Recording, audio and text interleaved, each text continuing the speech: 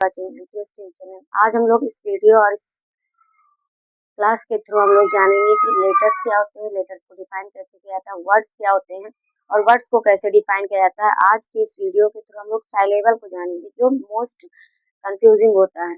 एक long word को जब हम लोग प्रोनाउंसिएट करते हैं और ज़्यादा दिक्कत कब होती है, जब हम लोग एडजेक्टिव के कंपैरेटिव या सुपरलेटिव बनाने लगते हैं, तो वहाँ पे ज़्यादा दिक्कत होती है कि किन वर्ड्स के साथ हम लोग E R S T plus करें, और जो लॉन्ग वर्ड्स होते हैं, लॉन्ग डिस्टेंस वर्ड होते हैं, उनके साथ हम लोग कंपैरेटिव कैसे बनाएं। तो गाइस बात कर लेते हैं। सबसे पहले हम लोग बात करेंगे लेटर, वर्ड और साइलेबल। लेटर, वर्ड और साइलेबल, इन तीनों की क्लास आज हम लोग देखेंगे। सबसे ज्यादा मोस्ट इम्पोर्टेंट आपका साइलेबल होगा, जिसमें जो कंफ्यूजिंग होता है, सबसे ज्यादा मोस्ट कंफ्यूजिंग सिस्टम और क्लास यही होती है। कंफ्यूजिंग साइलेबल ही होता है हमारे लिए। बाकी लेटर और वर्ड जो होते हैं ये ज्यादा कंफ्यूजिंग नहीं होते, क्योंकि ये बेसिक होते हैं, हम लोग छोटी क्लास से ही पढ़ते चले जाते हैं।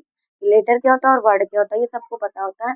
Letter is the 26 letter series, मतलब ए से लेकर जेड तक जो हमारे लेटर्स होते हैं यही हमारे लेटर्स होते हैं। मतलब लेटर एक ऐसी स्मॉलेस्ट यूनिट होती है जिसके थ्रू ही हमारे लैंग्वेज का, अगर आपसे कोई पूछे कि which is the smallest unit of any language, तो letter is the smallest unit of any language.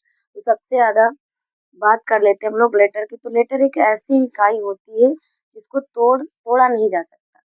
Letter एक ऐसी इकाई होती है जिसको तोड़ा नहीं जा सकता। ये वन बाई वन अपना खुद का एक अपनी खुद की क्वालिटी रखता है, इसको तोड़ा नहीं जा सकता है। ये होते हैं हमारे लेटर। बात कर लेते हैं लेटर्स की। लेटर्स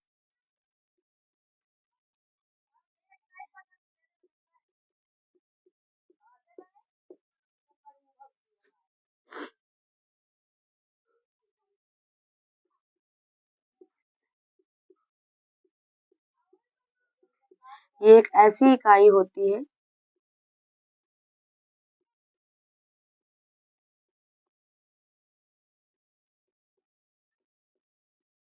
जिसको तोड़ा नहीं जा सकता। ये खुद में अपने आप में परफेक्ट है।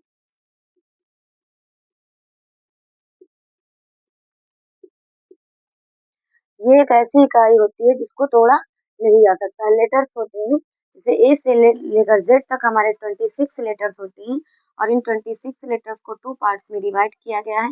नंबर 1 हमारे वाउल्स होते हैं और नंबर 2 हमारे कॉन्सोनेंट्स होते हैं। कॉन्सोनेंट्स होते हैं, वाउल्स हमारे 5 होते हैं और कॉन्सोनेंट्स 21 होते हैं। तो वाउल्स और कॉन्सोनेंट्स ये बेसिक चीजें होती हैं जो हमको बताई जाती है छोटी सी क्लास में जो हम लोग होते हैं। तो सबसे पहले हमको लेटर्स ही बताए जाते हैं। लेटर्स रीड करना, ट्रेस करना, राइट करना।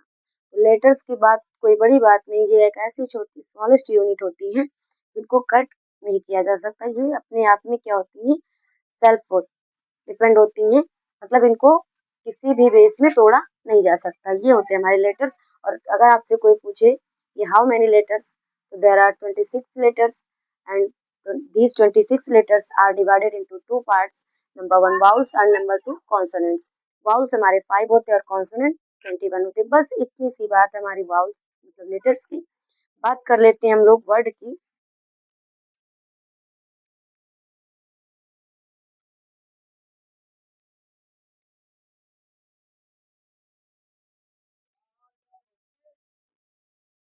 वर्ड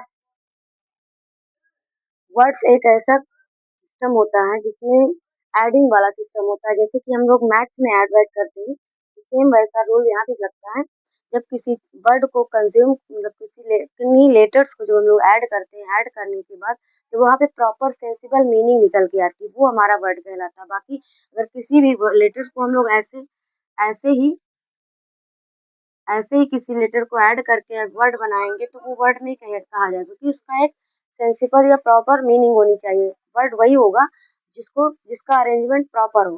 प्रॉपर अरेंजमेंट होने के बाद ही वो वर्ड कहलाएगा। जिससे हम लोग जब किन्हीं भी लेटर्स को करेक्टली अरेंज करते हैं, अरेंज करने का जब उनको रीड या प्रोनाउंसिएट करते हैं, तो उनका मीनिंग प्रोनाउंसिएशन के साथ साथ उनकी मीनिंग भी आनी चाहिए। लाइक दैट, जैसे हम लोगों ने यहाँ पे कर दिया B plus A plus T is equal to bat, मतलब बैट। अब बैट हमने प्रोनाउंसिएट किया, समझ में आया, चलो प्रोनाउंसिएशन ठीक। अब बैट मीन्स भी कुछ होता है, बैट मीन्स होता है बल्ला, यानी कि हमें कंफर्मेशन मिल रही है यहाँ से, ये कंफर्म वर्ड है, ये क्लियर वर्ड है, मतलब तो करेक्ट वर्ड है।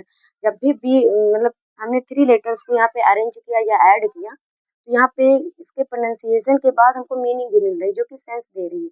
और हमने यही कहा था कि जिन लेटर्स के ग्रुप से हमको एक सेंसिबल मीनिंग निकले, वो वर्ड होता है। तो यहाँ पे हमको बैट के arrangement B plus A plus T को अरेंज किया जब हमने, तो यहाँ पे इसकी एक सेंसिबल मीनिंग निकल के आ रही है बैट, यानी कि ये एक वर्ड है। तो बात कर लेते हैं, the group of letters is called word, the group of letters is called word, which the group of letters is called word which make a sensible meaning.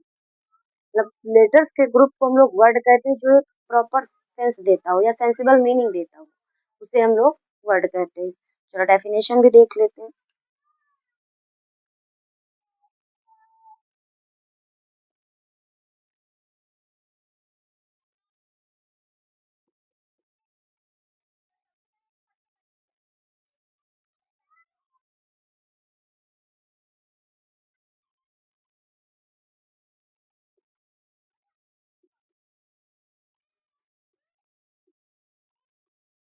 Group of letters is called word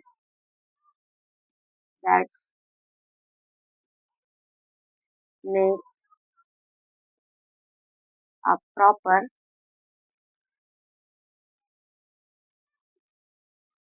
sense। मतलब group of letters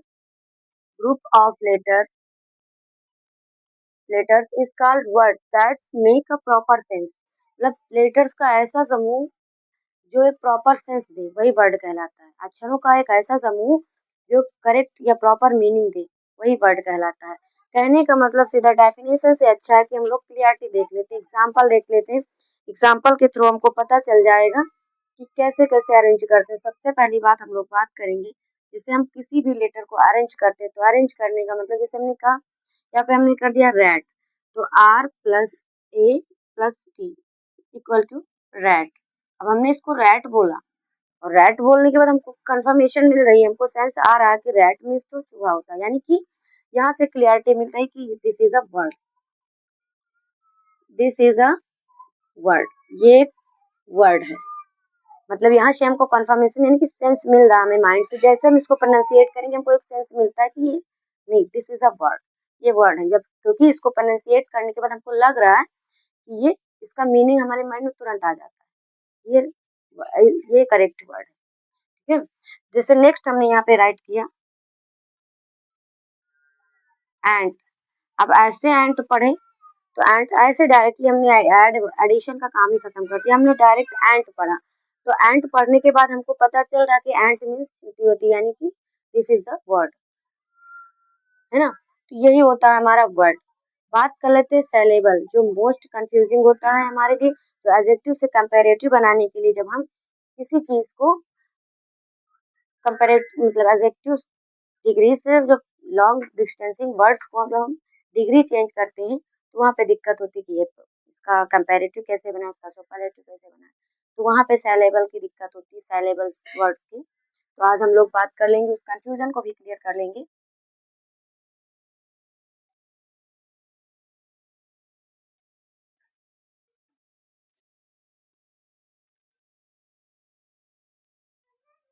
saleable होता क्या है? Syllable एक ऐसी चीज, ऐसा एक system होता है जो किसी लॉन्ग वर्ड को प्रोनाउंसिएट करने में हम लोग एक साथ प्रोनाउंसिएट नहीं कर पाते, क्योंकि वो लॉन्ग होता है, वो कट कट करके प्रोनाउंसिएट होता है, इसलिए उसको साइलेबल में। और इसके 3 टाइप होते हैं साइलेबल के, साइलेबल 3 टाइप में डिवाइड होता है। नंबर 1 मोनोसाइलेबल। चलो टाइप की बात बाद में हम लोग कर लेंगे, साइलेबल को डिवाइड कैसे करते हैं वो देख लेते हैं। सॉरी, साइलेबल को प्रोनाउंसिएट कैसे करते हैं, एडजेक्टिव से कंपैरेटिव और सुपरलेटिव कैसे बनाते हैं वहां देखते हैं। तो सबसे पहले हम लोग बात कर लेते हैं साइलेबल्स होते क्या हैं। साइलेबल जैसे किसी एक लॉन्ग वर्ड को जो हम लोग प्रोनाउंसिएट करते हैं, फिर वही बात कर रहे हैं। जैसे हमने कहा इंटेलिजेंट, हमने फर्स्ट वर्ड आपके सामने रखा,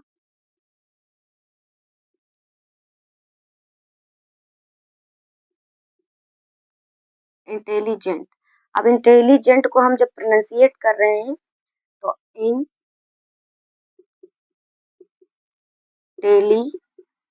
प्लस जेंट, इसमें 3 साइलेबल निकल के आ रहे हैं।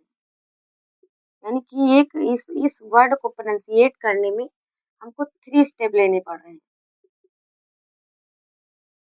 एक वर्ड को प्रोनाउंसिएट करने में हमको 3 स्टेप लेने पड़ रहे हैं, यानी कि ये 3 साइलेबल से बनकर मिलकर बना है। इसमें कितने सिलेबल हैं? तो 3 सिलेबल हैं। इस एक सिंगल वर्ड को हम लोग जब प्रोनाउंसिएट करते हैं तो हमको 3 स्टेप लेने पड़ते हैं, मतलब 3 बार में ये कट हो रहा है। इंटेलिजेंट यानी कि 1 2 3, मतलब एक लॉन्ग वर्ड में 3 स्टेप निकल रहे हैं, यानी कि 3 सिलेबल हैं।